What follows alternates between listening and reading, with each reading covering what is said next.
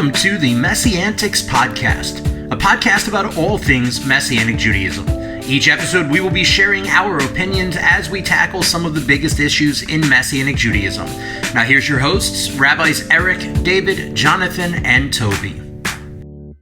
Shalom, guys, and thanks for joining us for another episode as we continue in our dialogue among the MessianTics rabbis about the future of the Messianic movement, and in particular the benefits or handicaps, if you would, of a fellowship model. In other words, where congregations, rabbis, congregational leaders, whatever you want to call them, are simply coming together under fellowship in relationship rather than a more formal, structured organizational model like a denomination or something like that would be, and where we could go, or where we think we could go as a movement, if we were trying to move towards something a little more structural, and perhaps some of the benefits that we could get from it. But in particular, today, we want to really deal with an underlying issue that I think can be problematic in the fellowship model, which is what our congregations are a part of as a fellowship model. And we're not like, look, I want to point it out, and I probably should have made this comment before the fourth episode in this conversation, but I want to point out, like, we're not trying to crap on fellowship models. We're not trying to crap on the IMCS or the UMJC or the Tikkun or any other organization out there. Like, we're a part of these organizations. We're in relation with them. We have friends that are very involved in them. We're connected to people. Like, it's not any of that. Like, we're not threatening to leave anything. We're not trying to start something new. We're not, like, there's enough starting something new that occurs in the Messianic movement, and we're too small. Rabbi Jonathan and Rabbi Toby and I were talking about this earlier. We're just too small as it is to try and create new over and over again just because there's something we don't like. Whereas, like, I'm of the mindset, and I think you guys are also, that it's always easier to be a part of the solution from the inside than a part of the problem from the outside. And so one of the things that we're trying to do in this series of conversations is just dialogue on how we can improve the Messianic movement as a whole. And I don't mean the four of us can improve it, but the Messianic movement as a whole. And so in this conversation on fellowship model versus more structured organization, one of the biggest, I think, for me at least, one of the biggest headaches I see is the idea of reactionary relationship versus proactive relationship, or reactive relationship, proactive relationship. And by that, what I mean is, in a fellowship model, what we tend to see in our spheres, what we tend to see is reactionary response from leadership and others within the organization. In other words, when there's a problem that has now blown out of hand, then they come in and help out and what have you once you reach out and draw them in, versus proactive, where there can actually be intentional relationship, hopefully to get ahead of it. Like, I know, and we're trying to get better about it in our congregation. I know with Bridam, like, you guys are very intentional on your elders, your leadership team meets on a regular basis to stay ahead of problems before they come up. And then when problems come up that you didn't see, then you deal with those too. Like, there's always going to be a reactionary note, but be as proactive as possible is what you guys shoot for, and that's what we shoot for at CMC. Though we've not nailed down, like, the repetitive nature of it and having it scheduled on a regular basis or whatever. We're kind of like, hey, are we good this week to meet? And we meet. But the idea of what we're talking about is reactive versus proactive. What's the differences? What's the benefits? What could help the movement? What could help our congregations and other congregations, and especially for me, help younger leaders rising up and coming into this? What could be more of a benefit for them? So with that said, we're just going to throw this ball out there and see what happens with it on the field. I think the one way we can look at this and distinguish the difference or defining better proactive versus reactive is, if you eat healthy and live healthy, you're not going to have as many health issues as you would if you don't. Now, you can wait until you get sick and then take medicine and get treatments and all that to live longer and be healthier and maybe even repair your problems. But if you live healthy to begin with, then you don't have to take those medicines. You don't have to do those things. The same way congregationally, if you have something that starts to happen in your congregation and you can deal with it quicker, if you teach beforehand so that something doesn't become a problem. So that's how we do it congregationally, but organizationally, we tend to deal with problems after they've become something that's significant rather than being able to be relational preemptively to keep it from becoming a problem. Yeah. And you know, again, you can, in marriages with your children, the same process happens. A lot of times we instead of being proactive to deal with things, we can become reactive. And that becomes a problem. And the same way with congregations.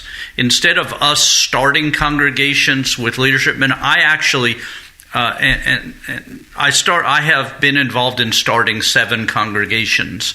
Initially, the first few of them, I started the congregation, and then I brought somebody into the congregation to take it over.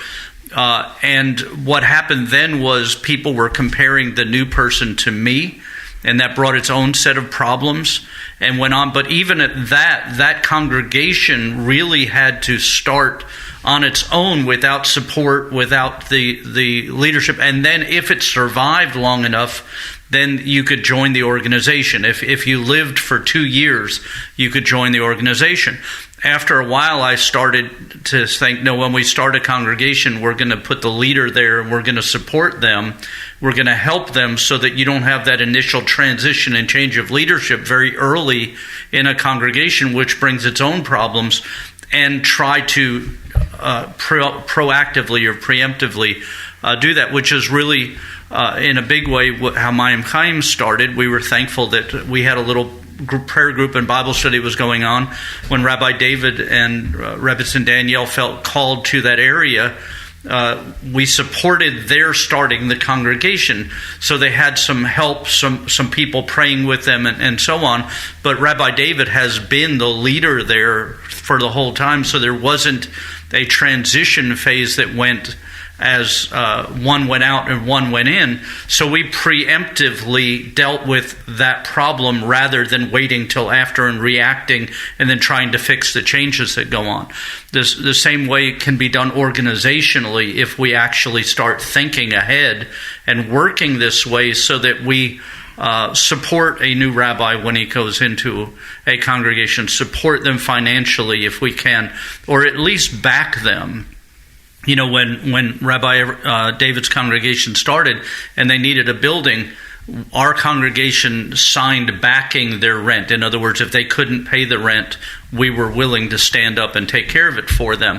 Now, that was a minor thing in reality, but it was a major thing to his congregation, because he was able to then get his building and get established and start growing that way without the concern of, well, if not enough money comes in this month in the offering, are we going to have to close? Are we going to have to, how are we going to deal with it? What's our testimony going to be to the people that we're renting from and to the people that are coming and all those things? So preemptive support rather than reactive crisis management is really an important thing. Yeah, and a lot of those proactive relationships, like you touched on it, Rabbi Eric, a couple episodes ago about, and we all kind of had a brief discussion about, you know, having regional directors, I guess is what we had called it, who would go, whose entire purpose would be, besides their home congregation, visiting and ministering to other congregations in their quote unquote district, whatever that happens to look like. And you know, because it doesn't always have to be like you know, we've been kind of talking about it almost as like it's a defensive thing, like we're setting up a good defense, but it doesn't always have to be just for defense. Some of it can just be so that way people who come to our congregations and worship with us understand and know the Messianic movement is bigger than just Bredom. It's bigger than just MessianTics or Dothan Messianic. There are more people involved, and there's a bigger and weightier hand that can be moved if all of us are working in tandem with one another rather than our own individual, you know, fiefdoms, as you've said before. And the reality is with that, when, at least for me, when I'm talking proactive, reactive in this concept, like, I think it's on the relational side. Yeah. And I honestly, like, I love, and at this point I'm going to say something that I think is negative about the IMCS, and it's not because I don't like the IMCS, but it's just something that really kind of irks me, and I would like to see better, and that is that we're not good at relationship, right? Like, I've been a part of the IMCS my entire life, or at least IMCS congregations my entire life, but I've been ordained, carried smicha by the IMCS for almost 11 or 12 years, something like that, and I was in the ordination process for a few years before that. And in the entire time that I've been leading an IMCS congregation, I have, until recently, I had never received a phone call from anybody representing the IMCS just to see how I'm doing. Or is there anything that we need? Or is there anything we can be praying for you for? Like, I had gotten a phone call once because our synagogue debit card had gotten hacked and we had to get a new card. We had to shut that one down and get a new card. And I forgot to update our card on the auto pay for our dues for the congregation. And so I got a phone call saying, hey, you haven't made your payment in a couple of months. Like, that was the one and only phone call for years that I had gotten. Where's your money at? Yeah, that I had gotten from the IMCS. And that's probably the worst example of reactionary, but that was a reactionary thing. Like, they didn't get their money and they reacted. We need our money, right? But where is the phone call? Where are the phone calls for all these years? Where have the phone calls been saying, hey, is everything okay? Like, I had a conversation with somebody recently in the last 2 years about this very issue, last year and change about this very issue, and said, you know, that we need to be more proactive, we need relation. And they said, well, you got to understand, we tend to be more reactionary, and so when there's a crisis, we step in. And I said, have we been living in the same world for the last 2.5 years? I'm pretty sure every single congregation in our organization's been in crisis for the last 2.5 years. Yeah. Like, every congregation was shut down for at least 3 or 4 months to in-person services before COVID. Some of them were even longer than that. Like, I know of congregations that were almost 2 years because their local authorities wouldn't let it open. Yeah.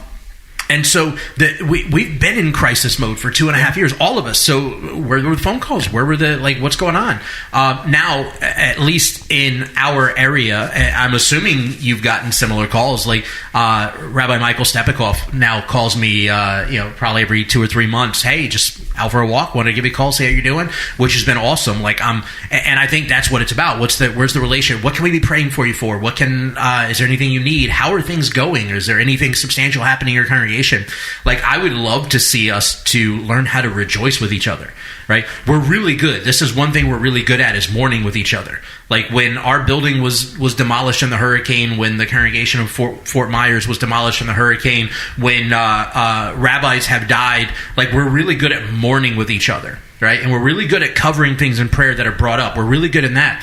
But we're not so good at celebrating each other. Yeah. When something great happens in somebody's congregation, like when a congregation that's been meeting, renting in churches for 15, 20 years finally gets their own building, like, we need to rejoice with them in that. We need to celebrate what the Lord is doing there.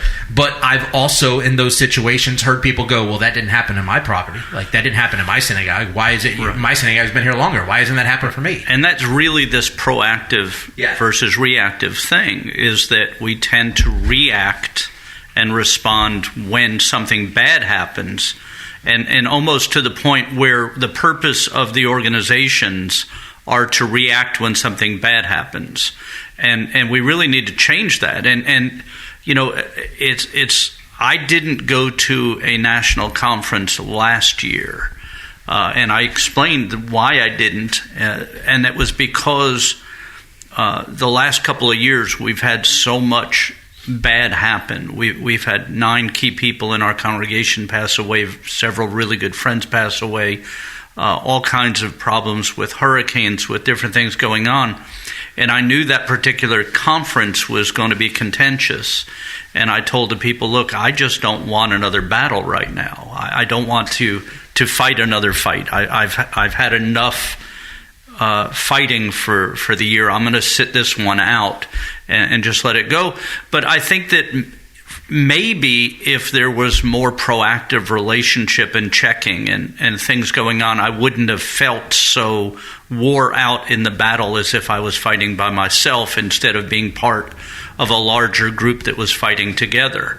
And so that really was my, it wasn't that I didn't want to be with people. I just didn't want to have another battle. I just didn't want to have another fight. I didn't want to engage at that point. I talked about this at CMC a couple of weeks ago in my message, is that as rabbis, we have, as individuals, like we're all rabbis in this room, but we're all people, right? We all have our own crap that's going on in our life. We have our own negative, our own bad stuff that happens. Rabbi Toby's been dealing with plumbing issues the last few weeks that they finally got worked out, but it was like, we think we got to fix. Oh, nope, not fix it. Oh, we think, nope, more drywall has to come out. I mean, it was just this, we all have our own stuff going on a constant basis in our own lives. But then on top of that, we have our entire congregation stuff going on that is ours also, that we carry, right? And we as rabbis are, we strive to be, and I'm not going to pretend like any of us in this room are perfect at it, but we strive to be proactive in our congregations.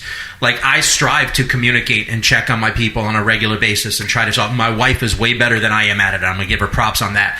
Like, she's got at least 5 or 6 different people, and she's bouncing around there. She's constantly checking in on people and asking, how can we pray for you? And we'll stop everything and pray and what have you. And we have our communication platform on our congregational app that people post prayer requests, and we stop right then and pray.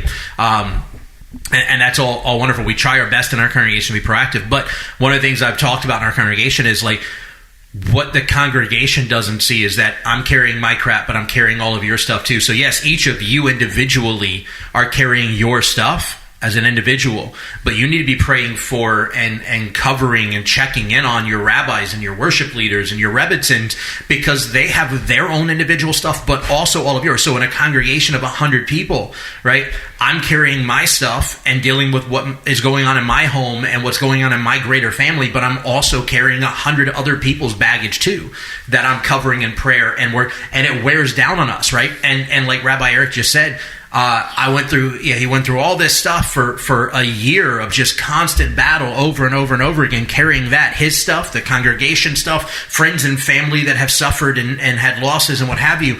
But there wasn't that network, that fellowship that we're a part of. There wasn't that group going, hey, can we carry some of that weight with you? Proactively. Like, retroactively, if he were to post, hey, I'm having a real hard time, like when Rabbi Scott passed away, he posted something about it, and quickly people were on top of, hey, we're covering you. But like, where was the proactive? Why are we not going, hey, look, I want to see how you're doing. I want to know, is everything okay? I want to know, it's one thing for our 2 congregations, or the 5 or 6 congregations along the Gulf Coast that we're all interconnected with, to have that relationship and proactively check in on each other. But it's a whole other thing when the organization that we're a part of, and when it feels like we're not just, and I'm going to say this as a younger leader who's gone through some stuff in the movement, when I don't just feel like a cash crop. Like, that means more to me. Like, I'm happy to pay my dues. I'm happy to do what I have to do for that. But I also don't want to feel like I'm just a cash crop. Yeah, I guess what we're trying to say is we want to have a symbiote relationship, and not a one-way. It should be 2 ways. In other words, it's not just what can, and it should be that way with our congregation. Our congregation members shouldn't feel like everything's about what they can do for us, but what we can do for them also, and in both directions. And organizationally, it shouldn't feel like the only reason we want you is so that you can speak at our conferences, send your people to our conferences, and send your money to our outreaches. But we want to be intimately in relationship with you, and to demonstrate that. And honestly, over the last year, it's been better. Correct. Because I have been getting phone calls from different leaders in both organizations that we've been a part of, and so on. But I can tell you from personal that I have several people in our, not only in our congregation, but within friendships. To me, some of the most meaningful things that happen are a text message in the middle of the week that comes up and says, hey, I just want to let you know I love you and I'm praying for you. It doesn't have to be an hour-long conversation going over all the woes. Sometimes you don't really need somebody to hear your problems. You just have to have somebody say, hey, we're here, we love you, we're praying for you. Not trying to provide answers, because a lot of the things we went through over the last 2 years, there's no answer for. When somebody dies, there's no solution for that. When a hurricane hits, you can help with repairing, but the stuff that goes on, there's no solution. But just having somebody say, hey, just want you to know I'm thinking about you. Hey, hope you're having a good day. Hey, those kind of things. Those are really meaningful and proactively helps with things. We set up within our congregation a thing where we have, because I can't actually call everybody. I'd like to, but when we went through a hurricane and people scattered to different states and you have 600 people, you have to try to find out where they are and is their home okay and when are they coming back and do they need anything. So we have people that we assign up to 10 people for, that their job is when something happens, call them during the week. And if you see somebody standing up during Kaddish on Shabbat, call that person, check on them, let them know you're praying for them that week. Be part of their life. When a birthday happens, let them know. When something, those kind of things are proactive. When somebody visits our congregation, I handwrite them a card that says, hey, I just want to thank you for coming. And it's individualized. I don't just pre-print a card I sign, but I handwrite a card to everyone to proactively introduce myself and open the door for conversation and all. And sometimes those cards even get addressed to the right addresses and sent to the right people when they go out. But it's a proactive relational thing. This is Rabbi Toby. So I'm new to the, I've been an assistant rabbi for, let's see, 6 or 7, 8 months. Yeah, over half a year. I don't know. It's like, yeah. And so the organizational stuff is I'm fairly new to that as far as, how it works. Being in congregational leadership. That's not to say I don't have some opinions, but I'm going to start small, because Yeshua says to be innocent as a dove and shrewd as a viper. And I think you can apply that to proactive and reactive leadership. And that's what he's saying. I think you can apply it to that. I think he's saying a lot of things there, but I think one of the things he's saying is you can't just be innocent as a dove. Yeah. And you can't just be shrewd as a viper. You have to be both. Yeah. And Yeshua tells us to, be kind and loving and tolerant, but he also says to be shrewd, because if you're all of one, you're going to, for instance, I'll just use an example, like, a couple examples. Like, for one, my son is in Hebrew school, and I felt like I had to be proactive with him and like kind of hover over him and sit next to him, and he started to get really frustrated and get really nervous because I was sitting there, and he started to tell me, Dad, I don't like when you sit here.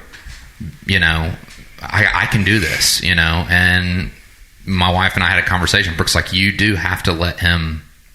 You can't be so proactive that you're just not allowing him to figure this thing out, not allowing him to learn, fail, succeed, make mistakes, and, get things right and wrong, all those things. So I had to back off. So you can't just be all proactive, right? And there's always things to react to in Sure. life, But I look at even, because Dave and I were having a discussion even on the way here, just about being proactive, And for instance, I work 1 day a week, sometimes 2 days a week at a youth center, and I'm just do general maintenance. And this is a really good example of as far as being proactive. One of the rooms had the receptacle that you plug stuff in, it was coming out of the wall. And that's a hazard. That's dangerous. Mm-hmm. And I noticed it. That was a reaction. I wasn't looking for it. I was in there doing something else, and I said, oh crap, this receptacle's out. And my supervisor said to me, she goes, why don't you check every room and look at all the light switches and receptacles? That's being proactive. Yeah. Now, you see, some people look at that and they might say, well, you're just looking for problems. Well, here's the thing. By the time I was done, I had a list of light switches that had to be replaced, receptacles that had stuff jammed up in them. And why? Well, because I was looking. Even with the plumbing issue I had at my house, I go around my house. Brooke will tell you, it gets on her nerves. I go around my house and I just check stuff. Yeah. And I just happened to be in the bathroom a few weeks ago, and I looked up and said, at the ceiling, I said, that looks weird. And I stuck my hand up there, and my hand went through the sheetrock because it was wet, because there was a leak upstairs. So here's the thing. And I was talking to David about it just in the congregational perspective. And I just said, people have to know that while this is a place of welcome and comfort and rest, if somebody's acting like a clown or doing something they're not supposed to be doing, they need to know they're going to get talked to. Yeah. Innocent as a dove, but be shrewd. Yeah. And when I look at that at a greater organizational level, I don't want somebody to micromanage me or lord authority over me and because I've had that done. Because you're never going to learn if somebody's holding your hand through it all. Well, do it like me. Yeah. Do it this way. Do it that way. But at the same time, if I feel like I'm on an island, then here's the thing. Not only am I not, because again, there's enough to react to. There's hurricanes. That's the hurricanes. That's reactionary. Yeah. Well, you can't really do much about that. Right. But this whole I don't deal with problems until they become problems. Yeah. I'm sorry. Well, that's a problem. Yeah. That's a problem. Yeah. And my thing is, there's got to be balance. Innocent as a dove, shrewd as a viper. Yeah. We allow congregations to operate autonomously.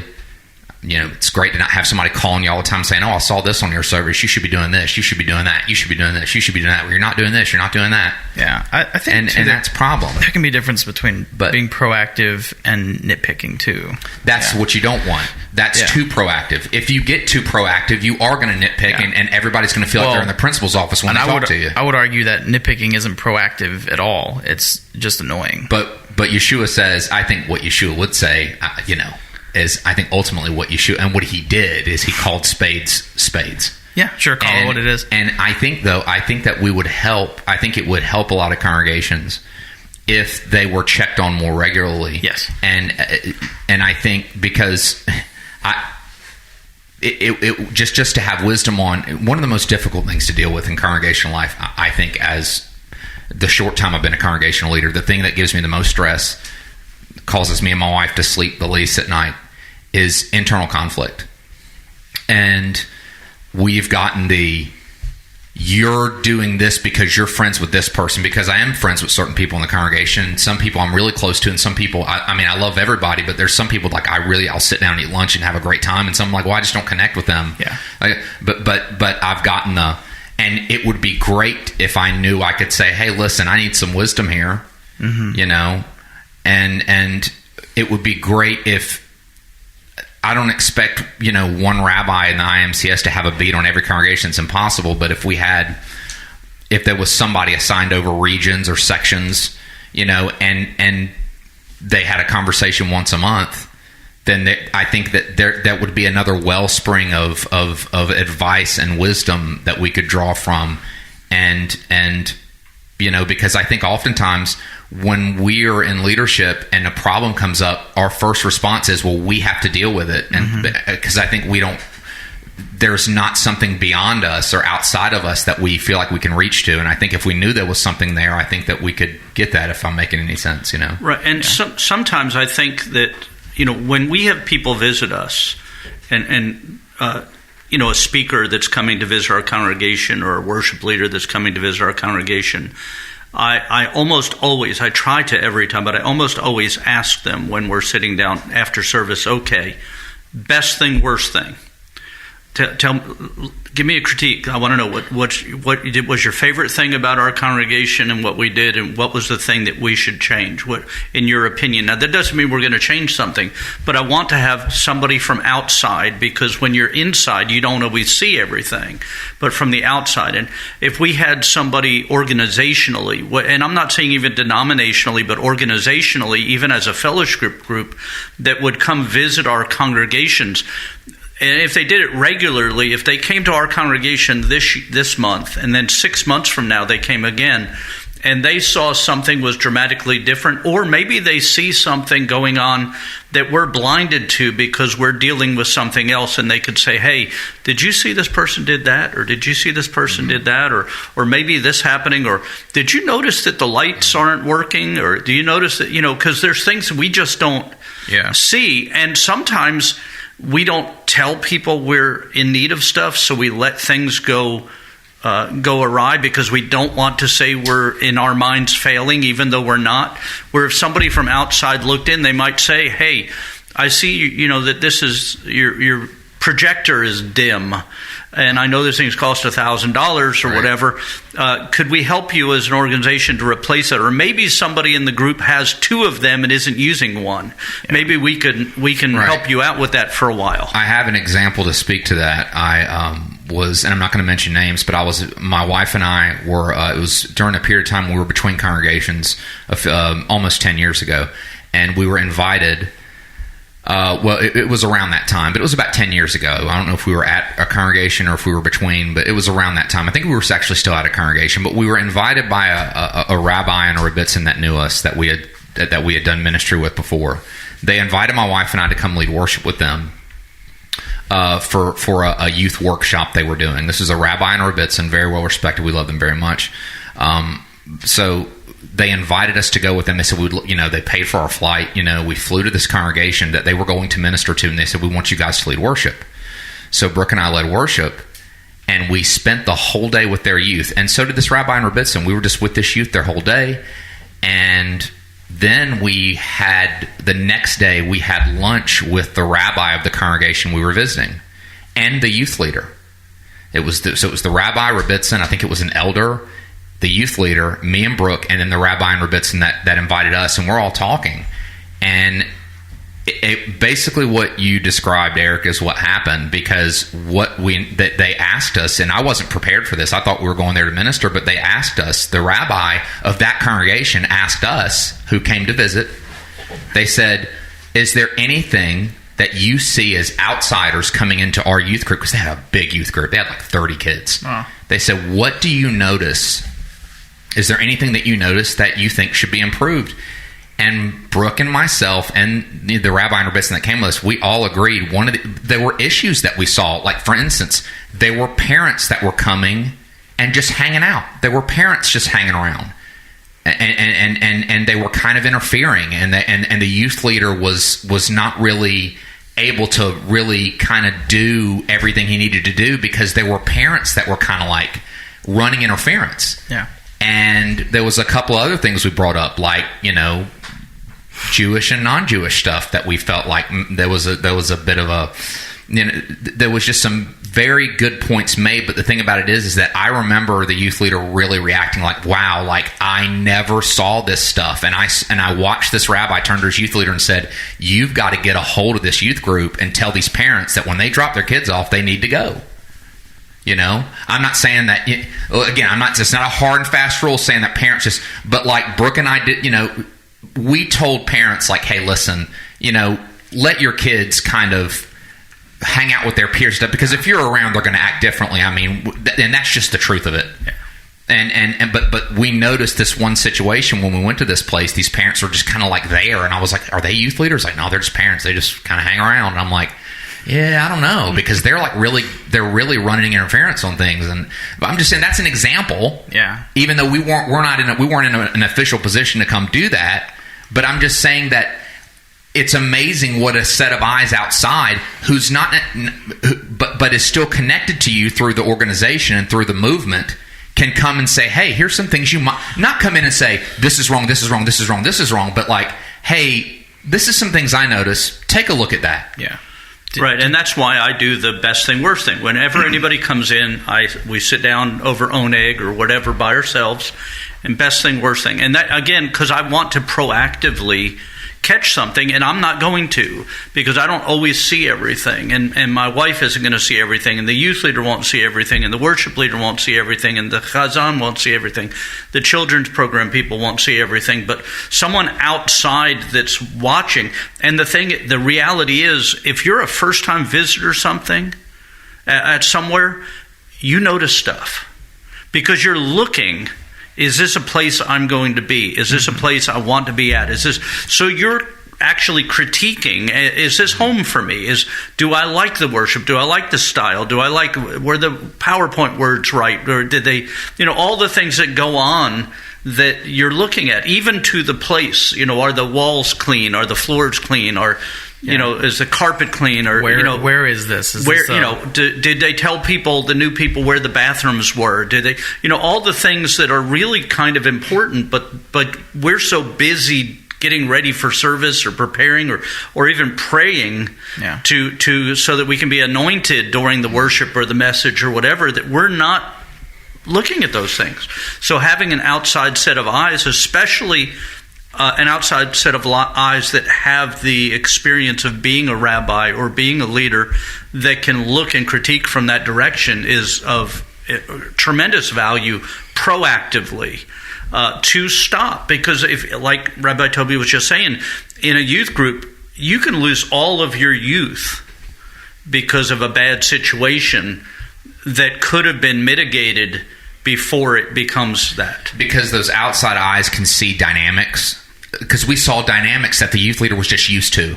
Yeah, we just saw dynamics. The dynamic being, what I explained with some parents that I think were overstepping their bounds and not allowing the youth leader to be the youth leader. Yeah. And because of that, the kids were just all over the place. Yeah. Years ago, when I was attending a Lutheran church, we had a family who came and visited, and some of the boys, we were used to the boys roughhousing. Mm-hmm. And I remember I was out there one day in the lobby, and all of a sudden, like, in the movies, you see like a scene where like they're all of a sudden two characters start fighting, and they both like explode through a door. The door blows off its hinges, and one's on the floor and the other one's swinging into his face. Coming down on top of him. It was like exactly like that. Like these two, and they were like 11-ish age. But they were like MMA fighters. Oh my goodness, yeah. And it was the pastor's son. And one of the visiting families. It's always a PK. And that family never came back. And to my knowledge, they haven't come. Like I left for college soon after, so but like my remainder of the time there, that family never came back. Like they quickly left. And I can only imagine that was their assumption of oh my goodness, if we go to this church, this is going to be normal. Like the boys are going to be fighting, and roughhousing, which was normal. So they would not have been wrong. Right. But they took note of that thing, and I kind of wanted to jump back to the idea of the regional director, and that another thing I think it could help remedy or fix. Kind of like we talked about earlier, was helping the congregation to see beyond its walls, to see beyond just its community. We have, at any given year, you have at least 2 conferences you can go to as just an attendee member of a congregation. So if you're not in ministry at all, you're not on a leadership team, you're not in worship, there's at least 2 you can go to. You can go to your regional conference, and you can go to the Messiah conference. Those are both open and available to you and encouraged for you to come to. However, there are a lot of people who just don't see the merit in attending those conferences. They don't see the merit in going to a regional conference. They don't see the merit in traveling all the way to Harrisburg, Pennsylvania, where the Messiah conference is, and spending the money for not only the travel but the lodging and the food. Now, granted, Messiah's pricing is actually pretty inclusive. Like, it's expensive, but it contains a lot. It's not necessarily expensive for what all it includes. Exactly. But it's a big chunk. But throwing that much money out of pocket in one go is still a lot. But that's when the regional directors can come and not be Big Brother.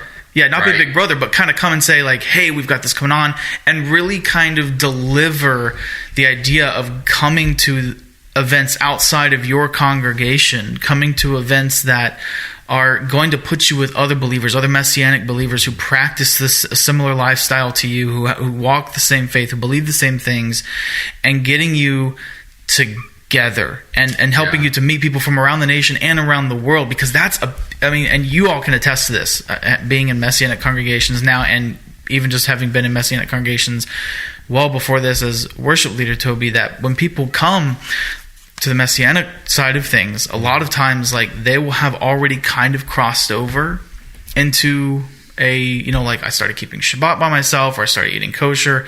Yeah. And then they come there like, I knew no one else that did this. I mean, this was your experience, Rabbi Eric. You became a believer, and for years worked in ministry as a pastor. Like, you had no idea what Messianic Judaism was, and people. So if we can encourage people to get together and help them see the merit in that, which regional directors would have the clout. They would have the reputation and the, oh, hey, by the way, guys, next week, next Shabbat, Rabbi so-and-so, the regional director of our region, and the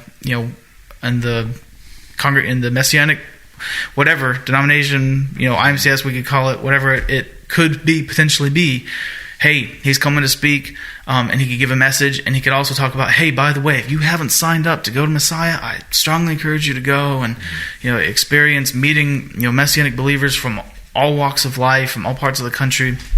And they are good experiences. Like, as someone who's been to, I go to the Southeast annually. I've been to Messiah at least once, or only once, not at least once. And they are good, and I think those people could come in and not just help us catch things as a defensive measure. Yeah, it's one thing, but help us to be a to get people involved beyond just the four walls of a building. Right. It's one thing to send a video out that you can play on the presentation thing to encourage people to come.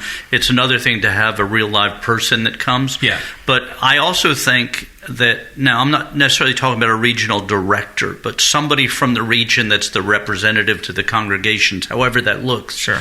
That position should change every couple of years. Yeah.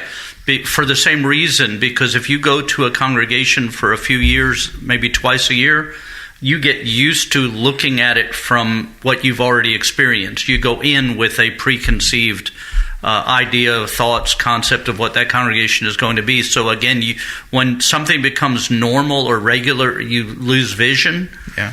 And so having fresh eyes is really vital too. In fairness, I think almost all positions in organizations like this should rotate every few years. Like, not rotate, actually change every few years. I'll change that language a little bit. But the reality is, one of the big things that I see with talking proactive, reactive, with having the regional rep or director or whatever you want to call it show up at the congregation. Like, I think they should go and visit first off, I don't think they should have more than maybe 5 or 8 congregations under their purview to begin with, which in the southeast of the IMCS, at least, that would mean you would have to have probably 4 or 5 different regional representatives. They shouldn't have more than 5 or 8 congregations under their purview, because it's just too much. But they should go and visit each congregation in that, at least, ideally, at least twice a year. Not as a guest speaker, although if you want to bring them as a guest speaker, great, but not as a guest speaker, just as a representative, to go and build a relationship, build a rapport. Like, yes, I get to interact with the leaders of the organizations when I'm at rabbi events, rabbi conferences, and leadership meetings and such. I get to interact with them, but my congregants have no relation to them. Yeah. Right? And so having that representative come in, we're a part of the IMCS. Here is an IMCS representative that just is here to build relationship with our community, and then get a flavor, because all of our congregations are going to be a little bit different. They all have an identity necessary to the community that they're in, or at least they should.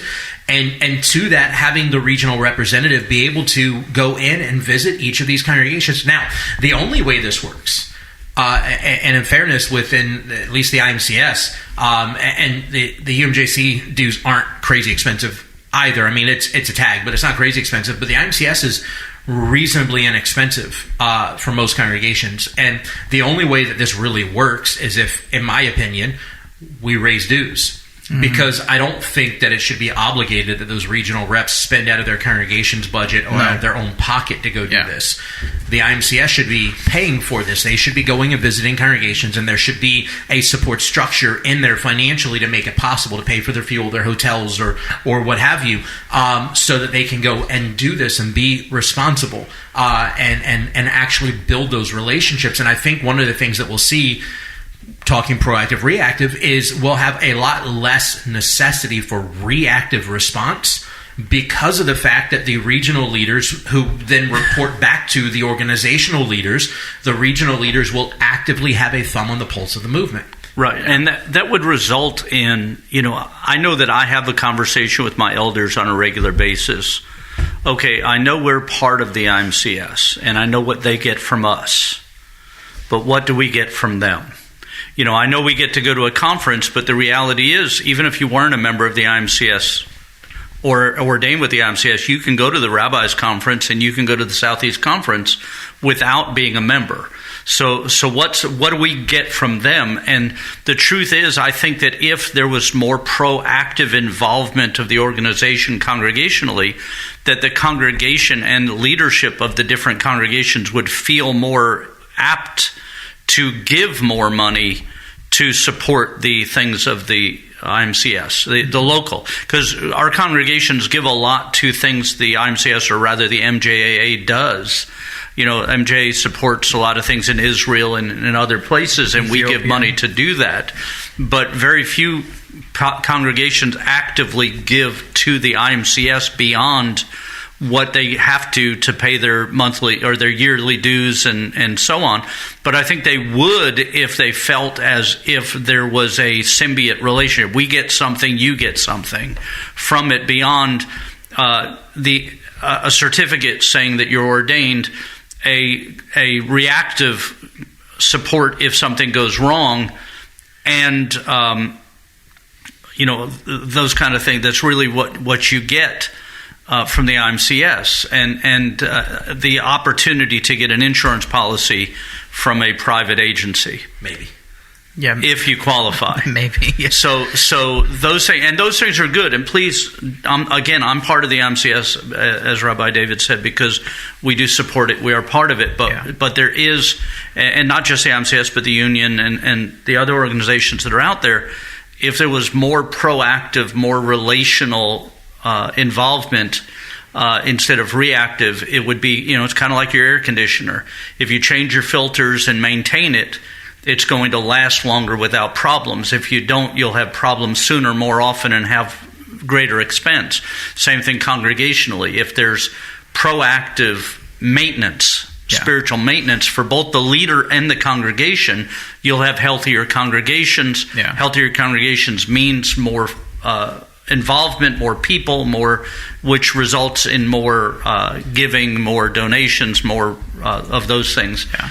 In a symbiote way, where both sides are receiving both the up and the down, so to speak. And out of the 2 visits a year, if that were to be like something that was mandated for that position, if you were visiting at least twice a year, the congregation could decide to schedule, and maybe the regional representative or director, whichever, could help them decide based on when the steering committee and when the higher echelon of leadership is doing things and voting on things, could say, hey, when I visit you either the first time this year or the second time this year, could we have after Shabbat, like Saturday evening, could we have an elders meeting, you and your elders of your congregation, and let me sit in with y'all and let me hear the stuff, all the absolutely. Things. I think that would be a really good idea. I think that would be a huge help to that particular position. God willing, a position ever like that comes to be. So right, and they could help with things like, okay, here's our goals for this year. These are what we want to do, and to look at them from an outside view and say, this is a really good idea, or this is a really bad idea, and keep us from doing those things. And also have, especially as representatives of the greater organization, have more opportunity to glean from the local congregations on ideas and endeavors and outreach efforts and so on that are happening in local congregations that may be beneficial to the greater organization, right? Again, proactive, right? I'm watching these things that are successful, that are working, that I haven't thought of before, or that maybe the rest of the movement could potentially do. Let me go and share this. Let's show this. And it's not me going, hey, let me tell you what I'm doing in my congregation that's great, but it's somebody else going, dude, this is insane. Let me tell you what's happening over here. I witnessed it firsthand, and this is happening over there, and it's not happening. Let's start to glean and work together to see this spread and become more. I think when we're proactive, there's so much more available organizationally. But again, and I don't think it's just IMCS or Union or Tikkun or whoever else. I think we need to, as a movement, become more unified so that proactivity is actually beneficial to the entire Messianic Jewish movement. Because yes, there is the UMJC, there is the IMCS, and there is Tikkun, and they are separate organizations, and there's a few other like peripheral organizations that are all separate entities. But the reality is we are one Messianic Jewish movement. And there's not enough of us to pretend like what one congregation does in California doesn't affect my congregation in Alabama, or my congregation in Alabama doing something doesn't affect somebody's congregation in Michigan. Because there are people that travel, like our area, you guys too, it's a huge tourism area, right? We get people, especially in the summer, we get people almost every single week that are vacationing at the beach, that are coming to join us for service, that are then going to go back to their congregation in whatever other state they came from, and they're going to go, well, this is what they do there, and this is what they do there, and this is what they do there. And we're all, whether we realize it or not, whether we want to admit it or not, we are an interlocked web of congregations. We may not all be a part of the same organization, and our organizations may very much be us versus them minded, but we're still all a part of one single interlocking web that started from the same root, that still affects one another, and could be positively affecting one another if we had a mindset focused on unity instead of division and disunity, instead of a us versus them attitude, instead of a territorialism mindset that we often see in the body of Messiah, not just within Messianic Judaism, but the body of Messiah as a whole. To that, we have a guy who comes down from, I think it's Illinois, Gary. He's been coming down the past 2 years, and his family come down. Who adds the S? I don't know. Illinois, like New Orleans. Well, that has an S to it, New Orleans. Yeah. Oh, when I first moved down here, they were like, I always said New Orleans. Like that was how I didn't grow up in the South. So but then one of my teachers was like, oh yeah, I mean down here it's New Orleans. And I was like, wow, it's one word. Yeah. So, but anyway, so shout out to Gary, if you're listening, but he comes down with his wife, every about February for the past couple of years at least. And, he joins us for men's prayer on Wednesday, and then he's here on Shabbat. And then, if his weeks match up, sometimes he's back again for men's prayer the next week, but then they go back home. So like, you're right. We are more interlocked than people think sometimes. Yeah, and there's a lot of benefit we could give each other if we actually worked in that relationship mindset. Amen. All right. Well, with that said, we hope that this episode was a blessing. I know it was for us, just getting to dialogue through some of these issues and think through. And again, we're not trying to, I know I personally mention names of organizations and so on, but we're not trying to beat up on anything. Our hope is to be a part of the discussion to see a better longevity future for the Messianic Jewish movement, because I believe that this is very much a divinely orchestrated revival movement. And I don't mean revival solely in the sense of the Spirit of God moving in some miraculous way, although that's a part of it, but I mean a revival of what the body of Messiah was intended to be and its foundation.